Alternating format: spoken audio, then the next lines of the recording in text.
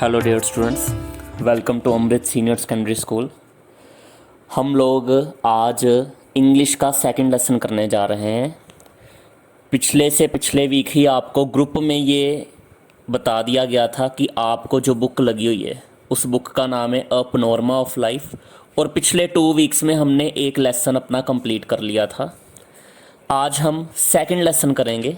उस लेसन का नाम है the portrait of a lady, that is written by Khushwant Singh. Page number 9 आपकी बुक का है, उसमें ये लेसन दिया हुआ है। और पोर्ट्रेट का मतलब होता है चित्र या तस्वीर, एक औरत की तस्वीर। यहाँ किस औरत की बात की गई है? यहाँ राइटर अपनी दादी माँ की बात कर रहा है। ये बड़ा ही मशहूर लेसन हुआ है। आगे आपको ये दोबारा से किसी यूनिवर्सिटी क्लास में डेफिनेटली आएगा। तो लेसन हम स्टार्ट करते हैं। लेसन लिखा है खुशवंत सिंह ने। Khushwant Singh has written a number of books on Sikh history and religion. Khushwant Singh ने सिख धर्म के इतिहास और उसके बारे में कई किताबें लिखी। He has also translated a number of books from Urdu and Punjabi into English. उन्होंने उर्दू और पंजाबी की कई किताबों का अंग्रेज़ी में अनुवाद भी किया है। Apart from being a writer, he has been a lawyer, a public relations officer and the editor of the Illustrated Weekly of India.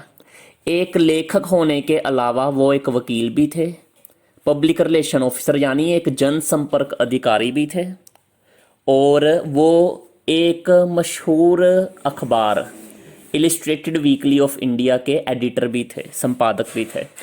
Two of his well-known novels are Train to Pakistan and I Shall Not Hear the Nightingale. Nightingale बुलबुल को बोला जाता है। ये उनके 2 मशहूर novels के नाम बताए हुए हैं, train to Pakistan and I shall not hear the nightingale. तो ये हो गई राइटर की इंट्रोडक्शन। अब हम मेन प्रोज पोर्शन स्टार्ट करते हैं। राइटर के ही शब्दों में आपको समझाया जाएगा। My grand mother like everybody's grand mother was an old lady. तो राइटर कहता है कि मेरी दादी हर एक इंसान की दादी की तरह ही एक बूढ़ी औरत थी। She had been old and wrinkled for the 20 years that I had known हर। पिछले 20 सालों से वह बूढ़ी थी, उनके चेहरे पर झुर्रियाँ पड़ी हुई थी जब से मैं उन्हें जानता था, यानी मैं उन्हें 20 साल से जानता था और तब से वो ऐसी ही थी। People said that she had once been young and pretty and even had a husband. लोग कहा करते थे कि एक समय था जब वो जवान थी, सुंदर हुआ करती थी और उनके एक पति भी हुआ करते थे। यहाँ पर राइटर मजाकिया ढंग से अपने दादू के बारे में बता रहे। But that was hard to believe. पर मुझे इन चीज़ों पे विश्वास नहीं होता। My grandfather's portrait hung above the mantelpiece in the drawing room. अब राइटर ये कह रहा है कि जो मेरे दादाजी थे, जो अब इस दुनिया में नहीं रहे, जो मेरे दादाजी थे, उनकी तस्वीर बैठक में अंगीठी के ऊपर की ओर लटकी हुई थी। मेंटल पीस होता है अंगीठी, ड्राइंग रूम यानी बैठक। He wore a big turban and loose fitting clothes. तो जो राइटर के दादाजी थे वो एक बड़ी पगड़ी पहनते थे और ढीले ढाले वस्त्र पहनते थे। His long white beard cover the best part of his chest and he looked at least 100 years old।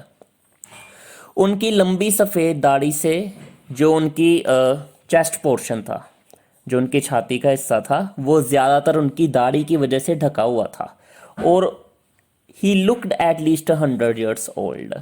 वह कम से कम 100 वर्ष बूढ़े लगते थे। He did not look the sort of a person who would have a wife और children. वह इस तरह के इंसान नहीं लगते थे जिनकी कोई वाइफ या बच्चे हो सकते हों। He looked as he could only have loads and loads of grandchildren. उन्हें ऐसे देखकर लगता था कि बस उनके पोते पोतियां ही हो सकती हैं।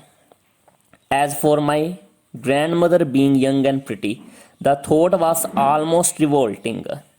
जहाँ तक मेरी दादी के जवान और सुंदर होने की बात है, तो ऐसा सोचना भी मेरे लिए बड़ा असहनीय है, या ये मैं बिल्कुल सोच भी नहीं सकता कि मेरी दादी भी कभी जवान होगी।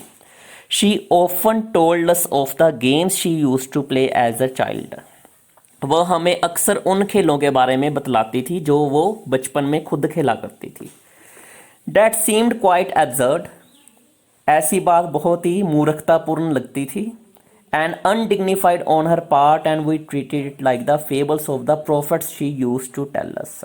उनकी बातें हमें कई बार बड़ी मूर्खतापूर्ण लगती थी, अशोभनीय लगती थी। उनकी बातें उनके स्वभाव के अकॉर्डिंग उन पर शोभा नहीं देती थी, फिर भी हम उनकी बातें उनके सामने मान लेते थे।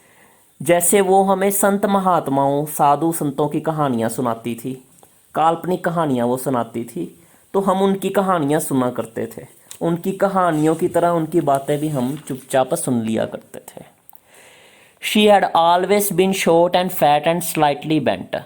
वो हमेशा ही छोटे कद वाली थी, मोटी थी और थोड़ी सी वो कुबड़ी थी, उनका कुब निकला हुआ था। बेंट का यहाँ पर मतलब है कुब निकलना। वैसे बेंट का एक और मतलब होता है झुकना। हर face was a criss cross of the wrinkles running from everywhere to everywhere. उनके चेहरे पर अलग अलग तरह के अनगिनत झुर्रियाँ थी जो यहाँ वहाँ फैली हुई थी। No we were certain she had always been as we had known her. नहीं, हम ये बात मान ही नहीं सकते कि वो कभी जवान थी। हमें यकीन था कि वो जैसे अब दिखाई देती हैं शुरू से वो वैसी ही थी। Old, so terribly old that she could not have grown older and has stayed at the same age for 20 years। वो इतनी ज़्यादा बूढ़ी थी कि वो इससे और ज़्यादा बूढ़ी हो ही नहीं सकती थी और 20 वर्ष से वह उसी ही उम्र पर टिकी हुई थी। She could never have been pretty but she was always beautiful। She hobbled about the house in spotless white with one hand resting on her waist to balance her stoop and the other telling the beads of a rosary. Rosary का मतलब होता है माला, माला के जो beads हैं यानी मन के। तो वो घर में हमेशा इधर उधर लंगड़ाती हुई चक्कर काटती रहती और उनके जो बेदाग सफ़ेद वस्त्र पहने होते हैं उन्होंने, वो अपने एक हाथ से अपने कमर पर उन्होंने खुद को संभालने के लिए रखा होता और उनका जो झुका हुआ शरीर था वो उसे अपने हाथ से बैलेंस करने की कोशिश करती और दूसरे हाथ में उन्होंने माला पकड़ी होती जिसके मन के वो फेरा करती थी। हर सिल्वर लॉक्स वर स्कैटर्ड अनडाइटली ओवर हर पेल पकड़ face and her lips constantly moved in an inaudible prayer. तो उनकी चांदी जैसी सफ़ेद लटें यानी बाल उसके पीले सिकुड़े हुए चेहरे पर उलझी हुई लटके रहती। कहने का मतलब है कि जो उनके सफ़ेद बाल थे उनके मुरझाए हुए चेहरे पर हमेशा लटके हुए होते थे और उनके जो होठ होते थे वो हमेशा ही प्रार्थना में लगातार हिलते रहते। इनऑडिबल प्रेयर, वो ऐसी प्रार्थना करती जो दूसरों को सुनाई ना दे। येट शी वॉज ब्यूटीफुल, चेहरे से शायद वो सुंदर नहीं थी तो भी वो अंदर से सुंदर थी। She was like the winter landscape in the mountains and expanse of pure white serenity, breathing peace and contentment।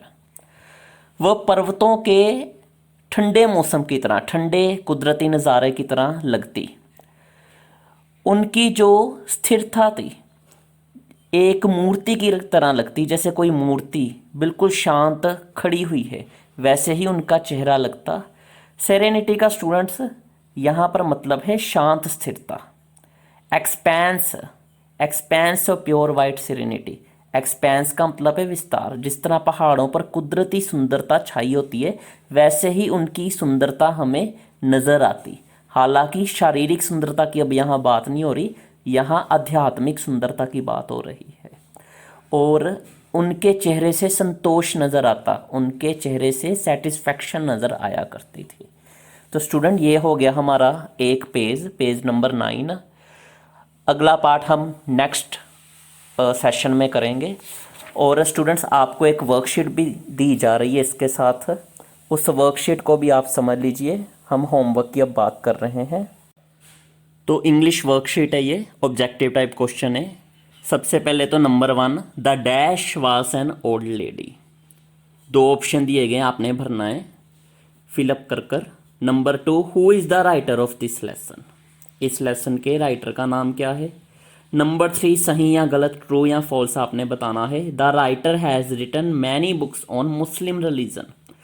लेखक ने बहुत सारी किताबें मुसलमान धर्म के ऊपर लिखी, मुसलमानों का जो रिलीजन है उनके ऊपर उसने किताबें लिखी। इसके बारे में आपने ट्रू फॉल्स करके बताना है। फोर्थ भी ट्रू फॉल्स है। The writers grandfather portrait hung above the mental peace, writer के दादू की तस्वीर अंगीठी के ऊपर लटकी होती थी। नंबर 5 एंड नंबर 6, ये दोनों ही सेंटेंसेस की आपने हिंदी या पंजाबी में ट्रांसलेशन लिखनी है।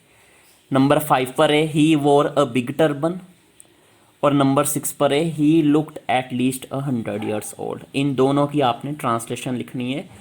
नंबर 7 जो लास्ट है, आपको 3 वर्ड्स दिए गए हैं हिंदी या पंजाबी में, आपने उनका इंग्लिश में मतलब लिखना है। आप पूरी तरह से लेसन दोबारा से सुन सकते हैं, आपको एक एक वर्ड का मतलब पता होना चाहिए।